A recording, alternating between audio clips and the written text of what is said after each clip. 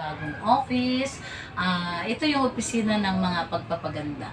At baka gusto niyo magpaganda, magpa-manicure, magpa-pedicure, magpa-putch pa, magpalagay ng pilik mata, magpa-massage. All around po ako. Kung gusto niyo lang po sa akin, magpa-service, pwede rin naman po.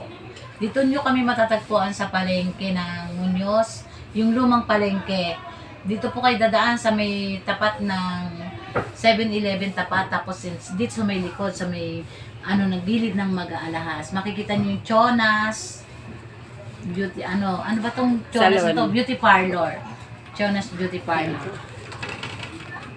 Ayan. Kaso lang, Wala pa po kaming client. Nagaantay pa, mamaya-maya. Baka meron akong isusunod na ipo-focus kung sino yung mamanicurein ko. Okay? okay. Ayan, wala pa silang client, guys. Oh, mahina ang tao ngayon. Ito po yung kanilang pwesto. Ayan. Dito po yan matatagpuan sa loob ng palengke. Malapit sa Ukayan area. Ayan. Bye, guys!